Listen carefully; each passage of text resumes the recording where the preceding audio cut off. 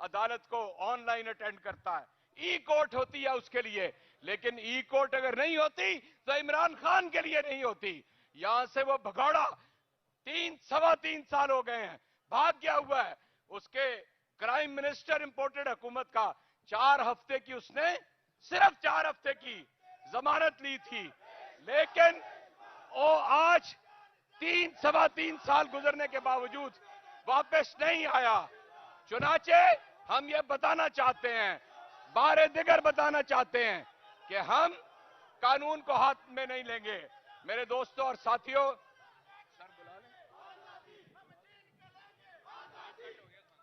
मैं नारे लगाते साथ ही जनाब चेयरमैन को दावत दूंगा। कौन बचाएगा पाकिस्तान? कौन बचाएगा पाकिस्तान? कौन बचाएगा पाकिस्तान? इंशाअल्लाह जनाबे वजीर आजम इमरान खान।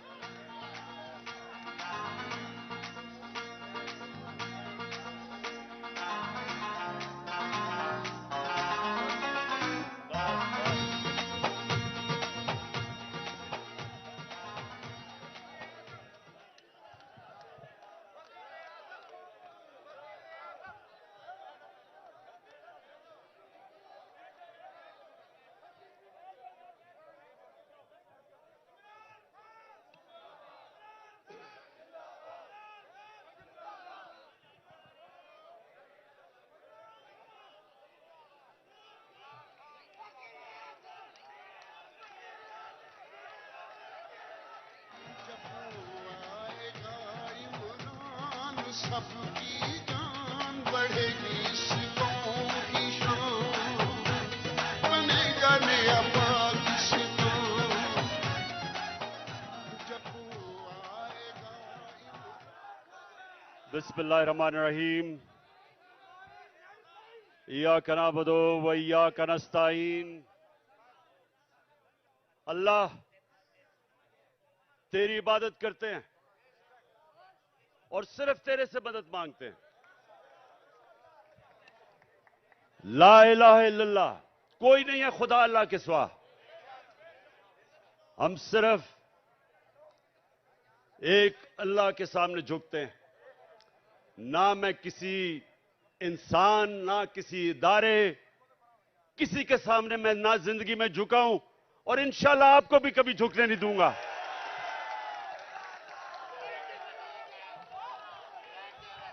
अच्छा, अब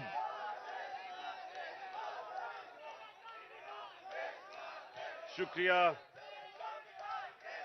अच्छा सुने आप, मैंने आज आप सबको यहां इसलिए दावत दी कि जिस जज्बे और जुनून से, जिस तरह आपने जेल भरो तहरीक में शिरकत की, मेरी 26 साल की इस सियासी जद्दोजहद में जो मैंने आपका जज्बा, आपका जुनून और आपका ईमान जो मैंने वो देखा, तो मैंने अल्लाह का शुक्र अदा किया कि मैं अपने सामने एक हजूम को कौम बनते देख रहा हूं।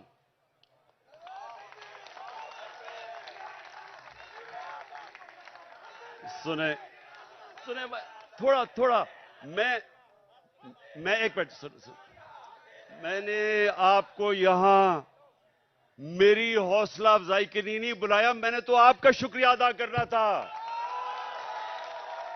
सुने जरा मेरी बात, सुने एक मिनट, सुने जरा। मैंने आपसे बड़ी अहम बात करनी है कि देखें, ये याद रखें कि जिधर पाकिस्तान को ये चोर और डाकू जिधर ये ले गए हैं, इसका सिर्फ एक कौम मुकाबला कर सकती है। इस वक्त का एक हजूम नहीं मुकाबला कर सकता। जब एक कौम फैसला कर लेती है कि जो भी हमारे सामने आए, जो रुकावट आए, हम दूर कर देंगे। उस कौम के सामने कोई खड़ा नहीं हो सकता। ये याद रखें कि हमारी जो कौम है, ये एक खास नारे पे बनी थी कि पाकिस्तान का मतलब क्या, और सारी कौम, सारे सूबों को पैगाम क्या था कि मेरा तेरा रिश्ता क्या। और ये नारा जो है, ये अल्लाह से जो वादा है, ये आजादी का नारा है। जब आप अल्लाह के सामने दावा करते हैं कि ऐ मौला, तेरे अलावा किसी के सामने मैं नहीं झुकूंगा, तो ये आपकी आजादी का दावा है। एक कौम जो गुलाम होती है वो कोई बड़े काम नहीं कर सकती, सिर्फ आजाद कौम ऊपर जा सकती है। जो मेरे नबी सल्लल्लाहु अलैहि वसल्लम ने मदीना की रियासत बना के साबित किया कि उन लोगों जिनकी कोई हैसियत नहीं थी, दुनिया की इमामत की उन्होंने। 2 सुपर पावर्स उनके सामने घुटने टेक गई, क्योंकि वो ला इलाहा इल्लल्लाह का मतलब समझ गए थे, उनके दिलों में चला गया था, वो आजाद हो गए थे। ये है हमारी जंग इस वक्त, आजादी की जंग, हकीकी आजादी की जंग। अच्छा, या रसूल अल्लाह, सुने आप मेरी बात, या अली सुने। मुझे आपके जज्बे और जुनून का एहसास है, एहसास है, माशाअल्लाह। लेकिन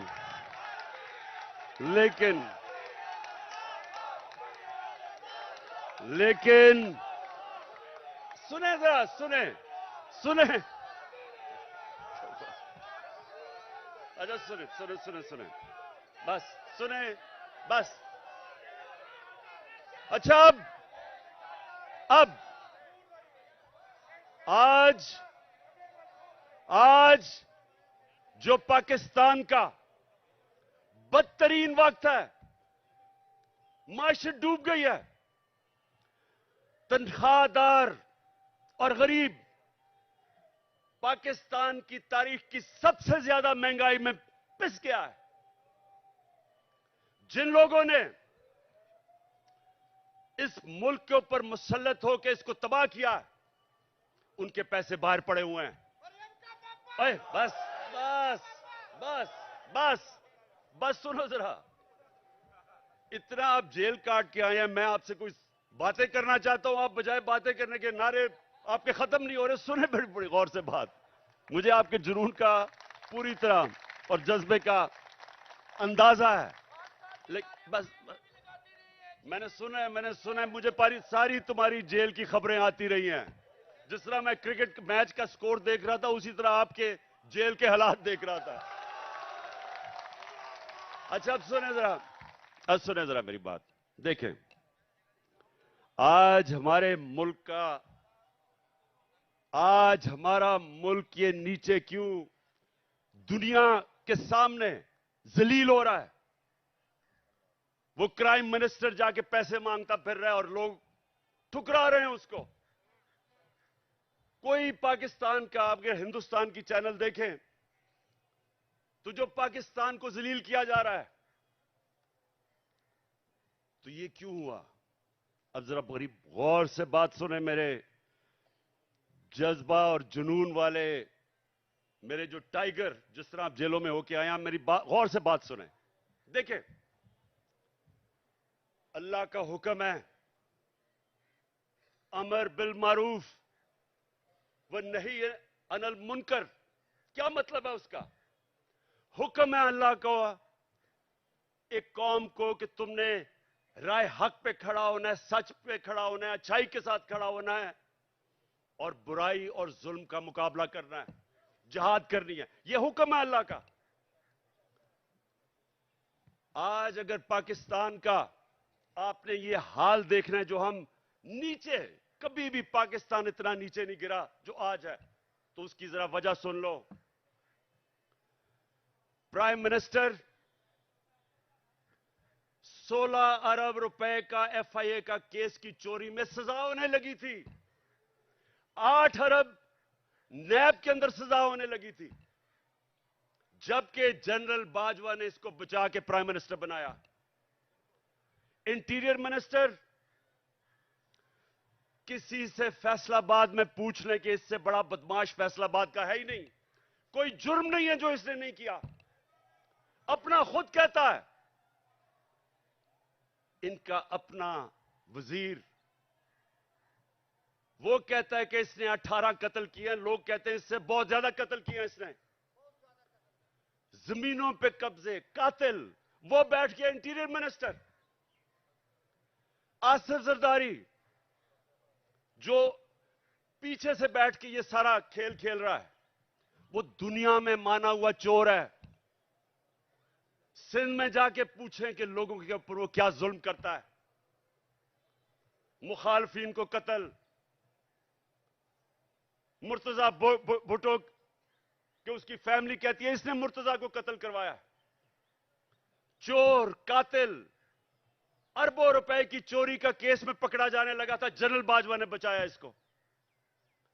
और उधर लंदन में बैठा हुआ भगौड़ा जो मुल्क को वहां बैठ के कंट्रोल कर रहा, सजाया याफ्ता, अरबों रुपए के घर में बैठा हुआ लंदन में, जो यहां से चोरी करके पैसा लेके गया है। वो मुल्क को वहां से बैठ के फैसले कर रहा है कि आर्मी चीफ कौन बनेगा। मुझे यह बताएं कि जब मुल्क के सरबरा ऊपर फैसला करने वाले मुल्क के बड़े बड़े मुजरिम बैठ जाएंगे तो क्या मुल्क का दिवालिया नहीं निकलना? कौन सा मुल्क दुनिया में, मुझे एक मुल्क बताएं जो कि ऊपर जा रहा हो और जिधर इस तरह के चोर बैठे हो। और अल्लाह का हुक्म है हमें कि हमने तो इन लोगों के खिलाफ जहाद लड़नी थी। जब इंसान भेड़ बकरियां बन जाते हैं, जब वो राय हक पे नहीं खड़े होते, जब वो जुल्म का मुकाबला नहीं करते, तो अल्लाह उनको भेड़ बकरियों की तरह रखता है। उनकी कोई हैसियत नहीं होती। जिस कौम में जुल्म का मुकाबला करने की सकत नहीं होती, दिलेरी नहीं होती, वो कौम गुलाम बन जाती है। मैं बार बार इस्लाम के सबसे बड़ा जो सानिया हुआ था करबला का, मैं बार बार बताता हूं कि कूफा के लोगों को पता था कि हजरत इमाम हुसैन राय हक पे खड़े थे। उनको पता था, लेकिन यजीद के जुल्म के खौफ की वजह से उन्होंने इस्लाम की तारीख का सबसे बड़ा जुल्म होने दिया। ये जो खौफ का बुत है, ये इंसान को गुलाम बनाता है। इसकी पूजा करोगे, गुलाम भी होगे, जलील भी होगे। आज सारी दुनिया में पाकिस्तान जलील हो रहा है। भिखारियों की तरह कर्जे मांग रहे, कोई नहीं दे रहा, क्योंकि चोर ऊपर बैठे हुए हैं। वो क्यों नहीं दे रहे पैसे? नंबर 1 उन सारी बाहर की दुनिया के लोगों को पता है कि ये जो ऊपर बैठे हुए हैं ये सबसे बड़े डाकू हैं, इनके पैसा बाहर पड़ा है। मैं जब प्राइम मिनिस्टर था, तो जब दूसरे मुल्क का प्राइम मिनिस्टर मुझे मिलने आता था, तो मेरा जो फॉरेन ऑफिस है वो मुझे पूरी तफसील देता था। किधर पड़ा है, माजी में इसने क्या किया, इसकी रेपुटेशन क्या है, एक एक चीज मुझे पता होती थी जब वो मुझे मिलने आता था। तो क्या ख्याल है, जो आप ये आसिफ जरदारी या ये जो शहबाज शरीफ बाहर जाता है, एक एक चीज बाहर की दुनिया को पता होता है कि इनके कितने पैसे बाहर पड़े हैं। ये दो खानदान अगर आधा भी अपना पैसा पाकिस्तान में ले आए तो यहां आपको कोई आईएमएफ या किसी से कर्जे लेने की जरूरत ना पड़े। अपना पैसा चोरी करके मुल्क से बाहर और लोगों से भीख मांग रहे हैं कि पाकिस्तान को डॉलर दो। अपने पैसे डॉलरों में बाहर रखे हुए हैं। 100 रुपया जब से ये आए हैं, 100 रुपया गिरा है डॉलर के मुकाबले में। तो कौम तो 100 रुपए से ज्यादा गरीब हो गई है। कौम की तो खरीदार और कम हो गई है। और ये डॉलरों में पैसे रखने वाले, इनका तो 100 रुपए और ऊपर चला गया। इनका मकसद कभी पाकिस्तान नहीं था, नहीं तो इनका जीना मरना मुल्क में होता। ईसीएल पे चले जाएं तो इनकी टांगें कांपनी शुरू हो जाती हैं, खौफजदा हो जाते हैं कि हम बाहर नहीं जा सकते। मैं ये कहता हूं, मुझे डालें ईसीएल पे, मैं तो जाना ही नहीं चाहता बाहर।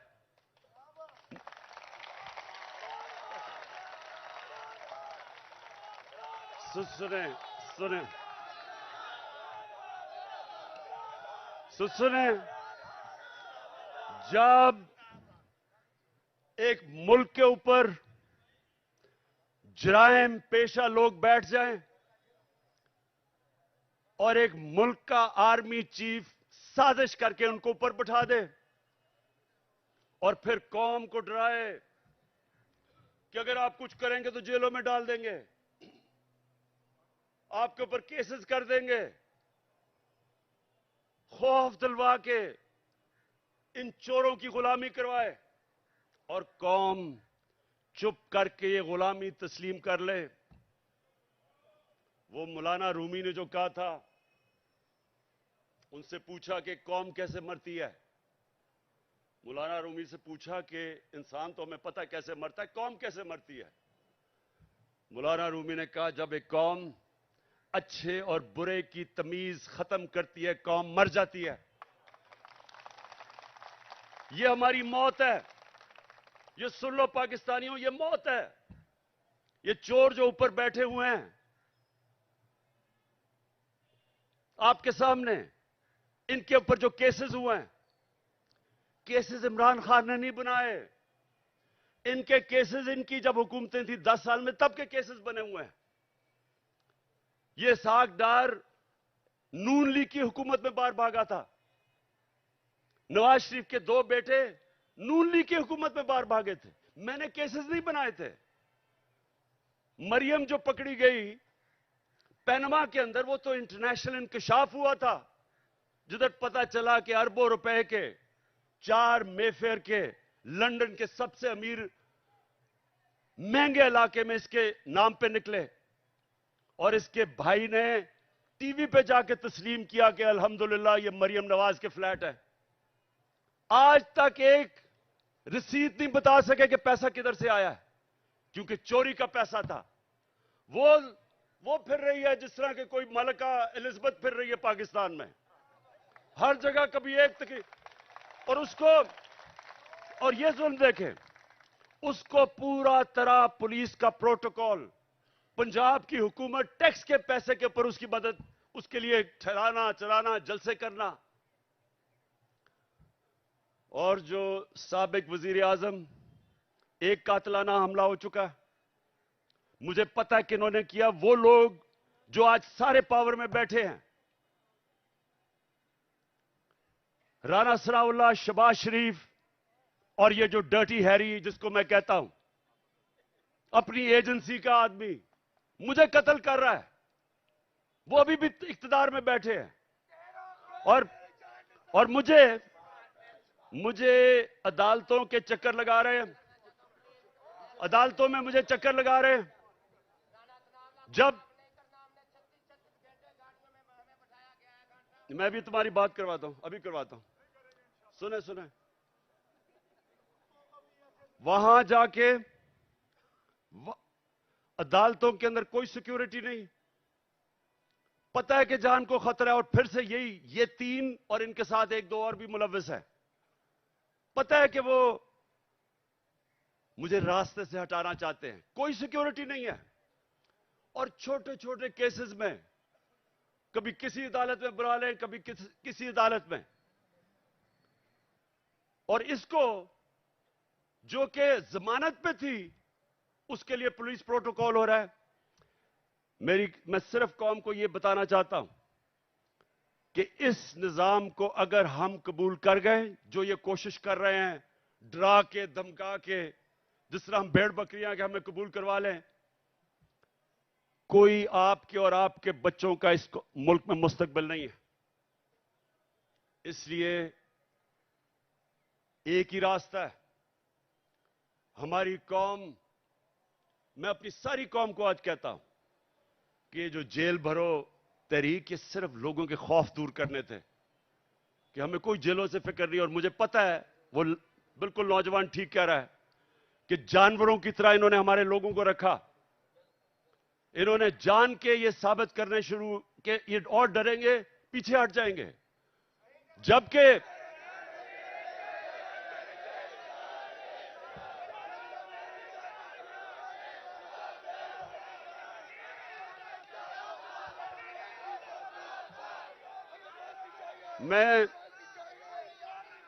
मैं देख रहा था कि हर शहर में ज्यादा लोग निकलना शुरू हो गए जेलों के लिए। यानी जैसे जैसे तहरीक बढ़ रही थी और ज्यादा लोग जेलों के लिए तैयार हो गए। और मैं एक दिन मैं देख रहा था कि किस तरफ जा रहा है। मैंने कॉल देनी थी सारे पाकिस्तान को कि एक दिन सारा पाकिस्तान निकले और जेलों में जाए ताकि इनकी सारी खत्म कर दो।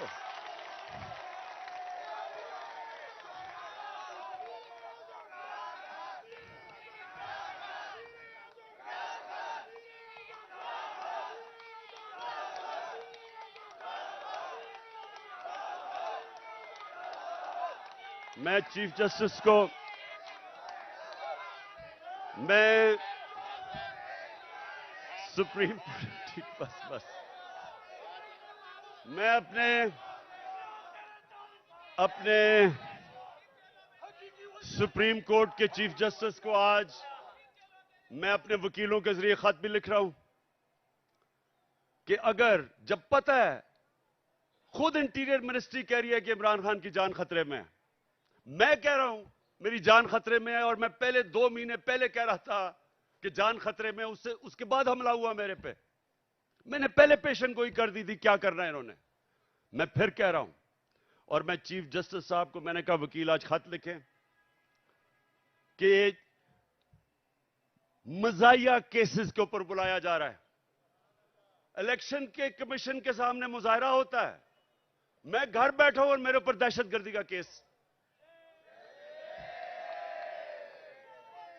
तोशाखाना का केस, मैं तो कहता हूं आज कि जब भी तोशाखाना का केस मेरा सुना जाए, पब्लिक हियरिंग हो, टीवी के ऊपर सारी कौम को पता चले कि वो केस क्या है।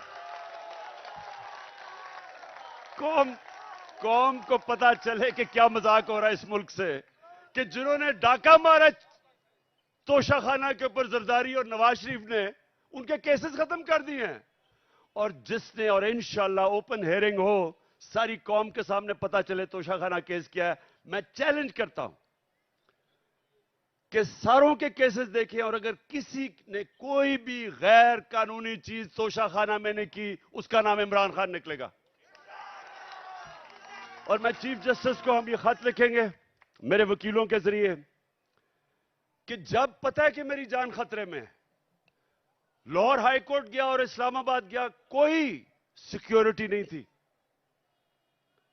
और जबकि जिसने मुझे गोलियां मारी वो नवीद जो है, क्योंकि उसकी जान खतरे में है, उसको वीडियो कॉन्फ्रेंस के ऊपर उससे अदालत में वो बात करता है।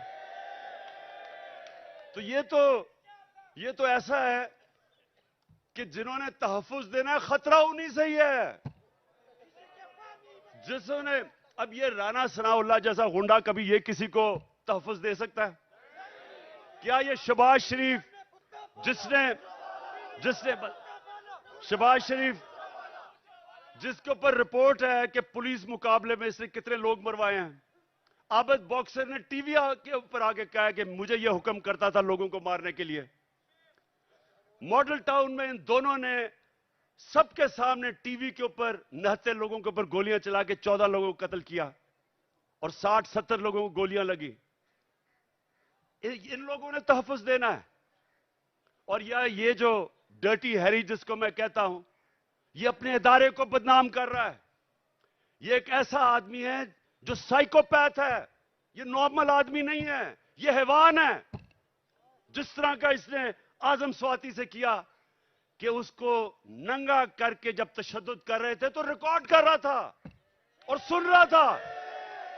ये वो आदमी है, बच्चों को पकड़ के, सोशल मीडिया के बच्चों को जो इसे किया है, जो शहबाज गिल से किया है, उल्टा लटका के उससे जो किया है। इन्होंने सोशल मीडिया के लोगों के ऊपर जो जुल्म किया, सहाफियों से किया, जो अरशद शरीफ से किया, अब लोगों को पकड़ पकड़ के वो जो जावेद बेचारा चौकीदार, उसको उठा के ले गए, उसको नंगा किया, उल्टा लटकाया।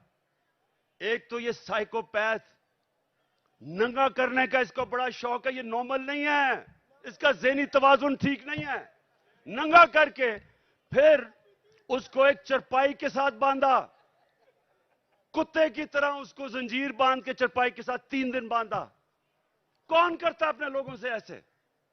इदारे को ये बदनाम कर रहा है, और ये लोगों ने मेरी हिफाजत करनी है। खतरा ही इन लोगों से है। और इसलिए मैं चीफ जस्टिस को कह रहा हूं कि जब नवाज शरीफ जेल में था तो हमें हुक्म आया, मैं प्राइम मिनिस्टर था, कि अगर इसको जेल में कुछ हुआ तो आप जिम्मेदार हैं, हम जिम्मेदार हैं। तो मुझे तो खतरा ही उन लोगों से है। और मुझे कभी उधर जा रहा हूं, कभी किसी अदालत में, तो मैं आज चीफ जस्टिस साहब को इसके ऊपर लिखूंगा कि कौन जिम्मेदार है कि जब बार बार मुझे ये जाली केसेस पे बुला रहे हैं। और जब भी मेरा केस हो, और मैं चाहता हूं कि सारी कौम के सामने आए कि इमरान खान के ऊपर कौन से केसेस है, ताकि पता तो चले कि ये डाकुओं के अरबों रुपए के केसेस, हर किस्म का जुर्म किया है, वो माफ हो रहे हैं। और 74 केसेस मेरे ऊपर बना चुके हैं अब तक, और मेरे लोगों के ऊपर, हर के ऊपर, आजम स्वाति के ऊपर 30 केस, शहबाज गिल एक केस खत्म होता दूसरा केस। क्या जुर्म है इनका? क्या ये आजम स्वाति का जुर्म था कि उसने कहा कि NRO 2 जनरल बाजवा ने दिया? इस पे किसी को कोई शक है? किसी को शक है? तो सच बोलने के ऊपर तशद्दुद, 34 केसेस, कभी किधर जा रहा है, कभी सिंध जा रहा है, कभी बलोचिस्तान जा रहा है। क्या ये पाकिस्तान का आज इंसाफ का निजाम है? और यही होना था जब चोरों को बाजवा ने ऊपर बैठा दिया, हमारे मुजरिमों को। तो मैं अपनी आज सारी कौम को कह रहा हूं, जो आगे, जब तक मेरी कौम इस जुल्म का मुकाबला नहीं करेगी, आगे आपके और आपके बच्चों का मुस्तकबिल अंधेरे में है। मैं जब शुरू में 11 महीने पहले कह रहा था, जब चोर ऊपर आए, मैंने पहले दिन से कहा कि मैं कभी इनको तस्लीम नहीं करूंगा। मैंने तब कहा था, मैं आज भी कह रहा हूं कि अगर मेरी कौम इनके खिलाफ ना खड़ी हुई, अगर हमने इनके सामने ना खड़े हुए, कोई मुस्तकबिल नहीं है इस मुल्क का। 8 लाख सबसे पढ़े लिखे लोग, प्रोफेशनल्स, पिछले चंद महीने में मुल्क छोड़ के चले गए हैं। कौम मुल्क से मायूस हो गए हैं, उम्मीद खत्म हो गई है। और क्यों ना हो, किसी मुल्क के ऊपर इन मुजरिमों को बिठा दो। मैं चैलेंज करता हूं, इन मुजरिमों को कल बरतानिया के ऊपर बिठा दो, उसका दिवालिया निकाल देंगे।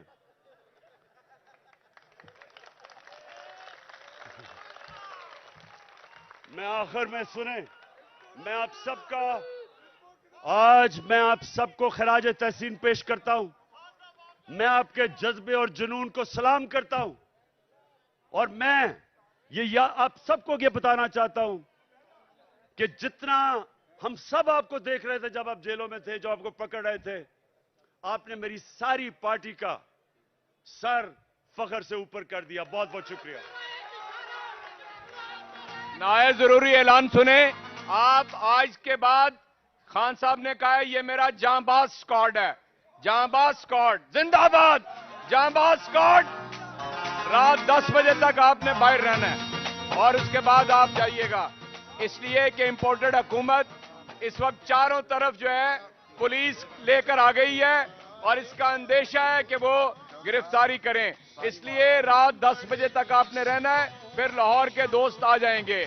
दूसरा, आपके लिए चाय का इंतजाम है।